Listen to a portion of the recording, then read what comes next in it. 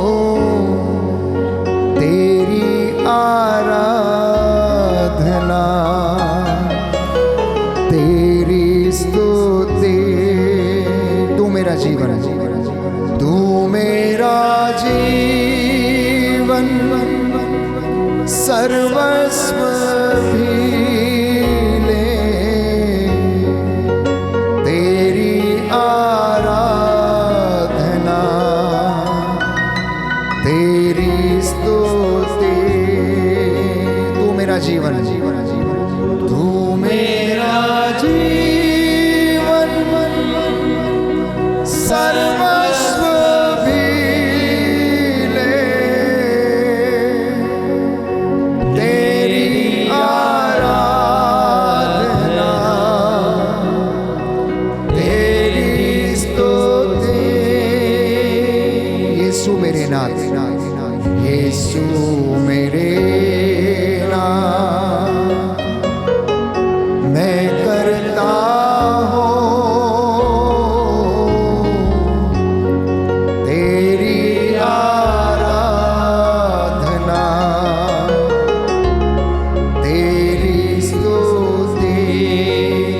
जीवन, तू मेरा जीवन सर्वस्व भी ले, तेरी आराधना तेरी स्तुति। पावन आत्मा, पावन आत्मा, मैं करता हूँ तेरी आराधना तेरी स्तुति। तू मेरा जीवन, तू मेरा जीवन सर्वस्व भी ले, तेरी मुंह खोल के समर्पित होकर हालेलुया, हालेलुया,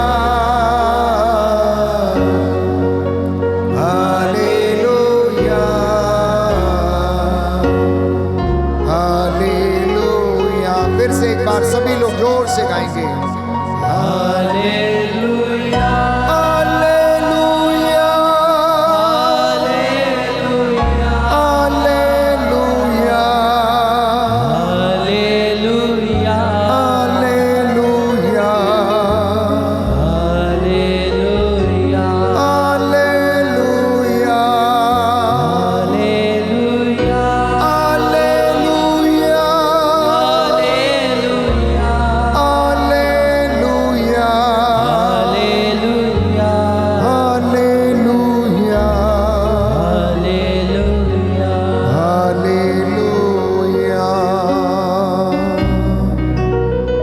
प्यारे भाई प्यारी बहन, प्रभु का सानिध्य हमें घेरे हुए है। रूह का ताज़ा अभिषेक यहाँ पर उतरा हुआ है।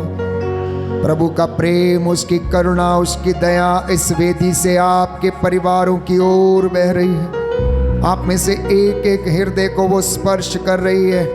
एजेकियल नबी के ग्रंथ में हम लिखते हैं वो करुणा का झरना आप लोगों की ओर बह रहा है। ये जल जहाँ जहाँ कहीं बहता जाएगा, जो इसे रिसीव करेगा, प्यारे भाई प्यारी बहन, परमेश्वर उसे आशीष और अपनी आत्मा का अभिषेक प्रदान करेगा। बड़े दीनहीन पश्चातापी हृदय से प्रभु के सामने नतमस्तक हो जाना, प्रार्थना करना। मेरे पीछे बोलिए हालेलुया, हालेलुया। हे प्रभु यीशु, प्रभु यीशु, मैं हृदय से उदास हूँ, हृदय से उदास, क्योंकि मैंने तेरी असीम भलाई का, क्योंकि मैंने तेरी असीम भलाई और बड़ाई के विरुद्ध अपराध किया है। भलाई के विरुद्ध अपराध किया मैं है। अपने पापों से बैर और घृणा करता हूँ, मैं अपने पापों से बैर और घृणा क्योंकि करता तू हूँ, है मेरे ईश्वर, क्योंकि तू है मेरे ईश्वर, जो मेरे पूरे प्रेम के तू मेरे पूरे प्रेम के इतना योग्य है, इतना योग्य है, मेरे पापों से नाराज हो जाता है। मेरे पापों से नाराज हो जाता मैं है। ये दृढ़ मन करता हूँ मैं यह दृढ़ मन करता तेरी हूँ, पवित्र कृपा से, तेरी पवित्र कृपा से तेरा अपराध नहीं करूँगा, तेरा अपराध नहीं करूँगा, पाप की जोखिमों से दूर रहूँगा। के जोखिमों से दूर रहूँगा। Hallelujah, hallelujah hallelujah, hallelujah, hallelujah, hallelujah, hallelujah, hallelujah, hallelujah. Hallelujah. मैंने कहा आज प्रभु आपको आंतरिक रूप से चंगा करना चाहता है। ध्यान से सुनिएगा, आज हम में से कई लोगों को आंतरिक चंगाई की आवश्यकता है। हमारी आत्मा को चंगाई की आवश्यकता है। हम में से बहुत से लोग आत्मिक अंधकार में हैं। हम में से बहुत से लोग आध्यात्मिक अंधकार में जीवन जी रहे हैं। हम में से बहुत से लोग दुश्मनी से पीड़ित हैं। ये प्रभु आपसे कह रहा है, प्यारे भाइयों और बहनों, आप क्षमा करें। हम में से बहुत से लोग क्रोध से पीड़ित हैं। हम में से बहुत से लोग क्षमा नहीं पाते हैं, क्षमा नहीं कर पाते हैं, इसलिए वो दुखी हैं, कष्ट में हैं। बहुत से लोग अकेलेपन का शिकार हैं। बहुत से लोग बहुत जिद्दी हैं। प्यारे भाइयों और बहनों, कई लोगों में बुरी आदतें हैं, कई लोगों में वासनाएं हैं। अंदरूनी रोगों से आज प्रभु आपको छुटकारा देना चाहता है। और ये दिल पे चोटें लगी हुई हैं, अब से नहीं, बचपन से। हो सकता है माता के गर्भ से वो चोटें हमारे दिलों पर है। हो सकता है किसी ने आपको दुख पहुंचाया, आपके टीचर ने, आपके पुरोहित ने, आपके माँ ने, आपके भाई ने, आपके बहन ने, आपके अधिकारी ने। हम उन चोटों को भूल नहीं पाते हैं। प्रभु इन अंदरूनी घावों को चंगा करना चाहता है, सांत्वना देना चाहता है। आज प्रभु के सामने नतमस्तक होकर माफी मांग लेना, अपने उन भाई बहनों को याद करना जिनसे आपको शिकायत है, उन्हें प्रभु के सामने यहाँ पर लाना, मन ही मन उनके लिए प्रार्थना करना। हो सकता है वो आपका बाप हो सकता है आपकी माँ हो सकता है आपका बहन, आपका अधिकारी, मित्र, पड़ोसी, कोई भी हो सकता है। हो सकता है आपका पिता जो बड़ा लफंगा था, बड़ा दारू पीने वाला था, मम्मी को मारता था, बच्चों को पीटता था, घर में सुविधाएं लाकर नहीं देता था, बहुत सी आर्थिक तंगियों से परिवार को गुजरना पड़ता था, दिन रात घर में कलेश पैदा होता था, लड़ाई झगड़े। और प्यारे भाई और बहनों, धीरे धीरे वो परिवार जो था वो उजड़ता गया, उजड़ता गया, उजड़ता गया। और बच्चे उस क्रोध में रहे, अपने पिता से प्यार कर पाने में असमर्थ थे, माँ से प्यार कर पाने में असमर्थ थे। उनका बार बार यही कहना था, तुमने हमारे लिए क्या किया, तुमने हमारी जिंदगी बर्बाद कर दी, तुमसे हमें प्यार नहीं मिला, तुमने हमें छोड़ दिया, तुमने हमारे लिए चीजें मुहैया नहीं कराई, स्कूल की फीस जमा नहीं करी। ऐसे घाव लेकर वो दिल में घूम रहे हैं। प्यारे भाइयों और बहनों, आंतरिक चंगाई के लिए आज विशेष रूप से प्रार्थना करना। प्रभु चाहता है कि आप लोग इन अंदरूनी घावों से छुटकारा पाएं और आप स्वतंत्र हो जाएं। उस पवित्र आत्मा को जब आप ग्रहण करेंगे तो आप अंदरूनी सामर्थ्य आप प्राप्त करेंगे। दिल पे चोटें, हो सकता है बचपन में आपको माता पिता का प्यार नहीं मिला, टीचर का प्यार नहीं मिला, पुरोहित ने आपको डांट दिया, पुरोहित ने आपको दुत्कारा, पुरोहित ने आपको मार दिया, याजक ने, प्रचारक ने, कैटेकिस्ट ने, किसी ने आपका दिल दुखाया, आपके अंदर उदासी छा गई, अकेलापन आपके अंदर आ गया, हीन भावना आपके अंदर आ गई। आपको अंधेरे से डर लगता है, ऊंचाई से डर लगता है, पानी से डर लगता है, आग से डर लगता है, अकेलापन महसूस करते हैं। हो सकता है कक्षा में जब आप छोटे थे किसी टीचर ने आपको मारा, आपको सजा दिया, आपके मन में उसके प्रति बड़ा ही दुख है, आपको बड़ा बदले की भावना है, आप उसको क्षमा कर पाने में असमर्थ हैं। हो सकता है आपको पुरुषों से डर लगता है, हो सकता है आप में से कईयों को स्त्रियों से डर लगता है। ऐसे तमाम अंदरूनी चोटें लेकर इंसान घूमता फिरता है, परंतु प्रभु यहाँ पर मौजूद है। प्रभु कह रहा है, योहन का सुसमाचार अध्याय 15 पद संख्या 5, मुझसे अलग रहकर तुम कुछ नहीं कर सकते। मुझसे अलग रहकर तुम कुछ नहीं कर सकते। संत पौलुस कहता है फिलिपियों का पत्र अध्याय 4 पद संख्या 13 में, जो मुझे बल प्रदान करते हैं मैं उनकी सहायता से सब कुछ कर सकता हूँ। दाहिना हाथ उठाकर मेरे पीछे दोहराइए, हालेलुया हालेलुया हालेलुया। हालेलुया। जो मुझे बल प्रदान करते हैं जो मुझे बल प्रदान करते हैं मैं उनकी सहायता से मैं उनकी सहायता सब कुछ कर सकता हूँ। सब कुछ कर सकता हूँ। Hallelujah hallelujah hallelujah. हालेलुया। हे प्रभु यीशु, हे प्रभु यीशु, मैं विश्वास करता हूँ मैं विश्वास करता हूँ आपसे अलग रहकर आपसे अलग मैं रहकर कुछ भी नहीं कर सकता। मैं कुछ भी नहीं कर सकता। मेरे पुराने जीवन की मेरे पुराने जीवन की निरर्थक जीवनचर्या से निरर्थक जीवनचर्या मुझे से आजाद कीजिए। मुझे आजाद कीजिए। Hallelujah hallelujah hallelujah hallelujah hallelujah hallelujah hallelujah hallelujah hallelujah. Hallelujah. कुछ बंधन जो हमारी जिंदगी में है, मैं बोलना चाहता हूँ यीशु के नाम पर। प्रभु आपसे कहना चाहता है, हो सकता है वो ईर्ष्या का बंधन है, हो सकता है अहंकार का बंधन है, हो सकता घमंड का बंधन है, हो सकता लड़ाई झगड़े का बंधन है, हो सकता जादू तंत्र मंत्र टोना टोटका दुष्ट आत्माओं का बंधन है, हो सकता है भूत प्रेतों की साधना करने का बंधन है, हो सकता है दुष्ट आत्मा से प्रेरित है, हो सकता नशे का बंधन है, हो सकता नशीले पदार्थों का सेवन करने का बंधन है, हो सकता है किसी एडिक्शन का बंधन है, हो सकता है अश्लीलता का या लालच का या आलसपन का या निराशा का या शोक का बंधन है, हो सकता नकारात्मकता का नेगेटिविटी का बंधन है, हो सकता अज्ञानता का बंधन है, हो सकता गंदगी का बंधन है। कुछ लोगों को गंदगी में रहना पसंद है, ये भी एक तरीके का बंधन है। हो सकता किसी बीमारी का, लकवे की बीमारी, माइग्रेन की बीमारी, लिकोरिया की बीमारी, सफ़ेद पानी जाने की बीमारी, रक्तस्राव की बीमारी, कूल्हे की हड्डियों के रोग की बीमारी, हड्डियों में जो क्षय रोग है उसकी बीमारी, फेफड़ों के इन्फेक्शन की बीमारी, शुगर की बीमारी, हो सकता है जो शरीर में अनेक प्रकार की लाइलाज बीमारियां जिसका नाम नहीं है, ये भी एक तरीके का बंधन है। गेरासा का अपदूत ग्रस्त याद कीजिए, जब यीशु उसकी ओर बढ़ रहे थे वो चिल्ला रहा था, तुझे हमसे क्या, तू हमारा सर्वनाश करने के लिए क्यों आया है। और यीशु उसको डांट रहे थे, ए गंदी दुष्ट आत्मा इसमें से निकल जा। यीशु ने उससे पूछा तेरा नाम क्या, उसने बोला हम अकेले नहीं हैं, हम सेना हैं, हम बहुत लोग हैं।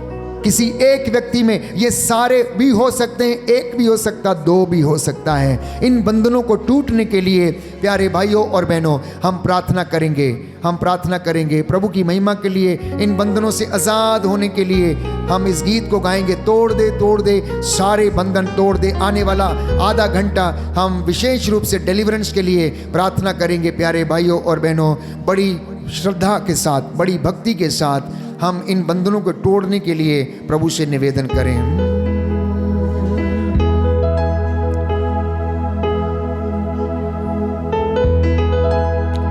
तोड़ दे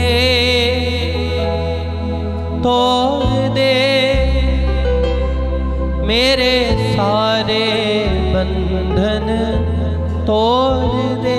जी हाँ, कहना प्रभु से, प्रभु मेरे सारे बंधनों को तोड़। एक एक बंधन, एक एक घाव आज यहाँ से धुल के जाइए, नए बन के जाइए। जो मसीह में आ गया नई सृष्टि बन गया। संत पौलुस कहता, पुराना सब कुछ पीछे छोड़ देना, वादा करना। आप में से बहुतों ने पाप स्वीकार किया, आज जिससे प्रभु ने फिर से बात किया है, पाप बताएं, फिर से आप पाप स्वीकार करना। उन नए जो याद आए हैं आपको अपनी जिंदगी में, और प्रार्थना करना,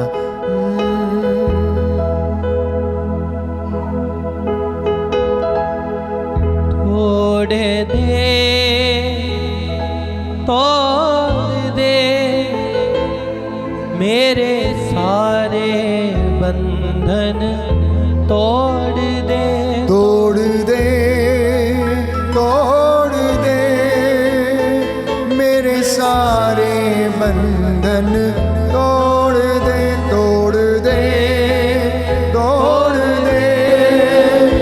मेरे सारे बंधन तोड़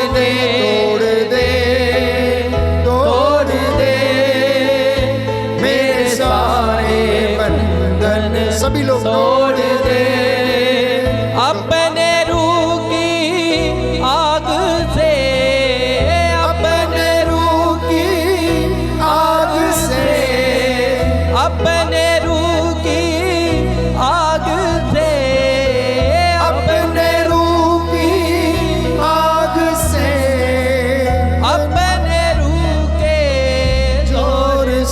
तोड़ दे, हालेलुया, तोड़ दे मेरे सारे बंधन, तोड़। आइए हम सभी तोड़ दे, तोड़ दे मेरे सारे बंधन, तोड़ दे।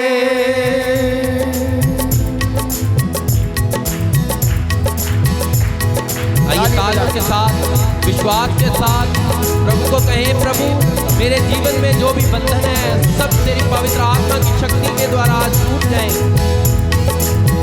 तोड़ दे, तोड़ दे मेरे सारे बंधन, तोड़ दे, तोड़ दे, तोड़ दे मेरे सारे बंधन, तोड़ दे,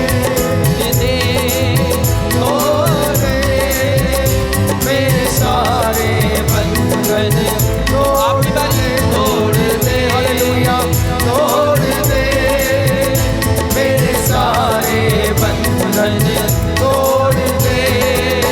अपने रूह की आग से, अपने रूह की आग से, अपने रूह की आग से, अपने रूह की आग से, अपने रूह के जोर से तोड़ दे, तोड़ दे। गाइए गाइए, मुंह खोल के, मुंह खोल के। सारे बंधन तोड़ दे, तोड़ दे, तोड़ दे मेरे सारे बंधन, तोड़ दे, तोड़ दे, तोड़ दे, तोड़ दे मेरे सारे बंधन, तोड़ दे, तोड़ दे, तोड़ दे मेरे सारे बंधन, तोड़ दे।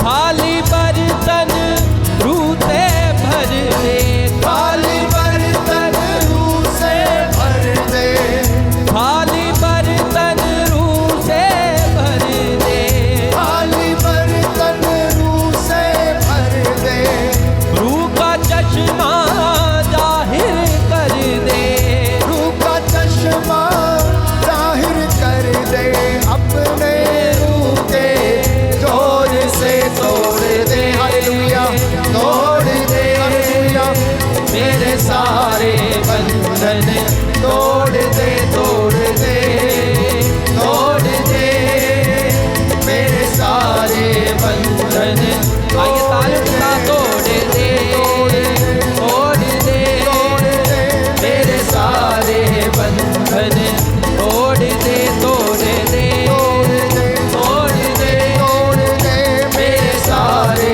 बंधन, तोड़ दे।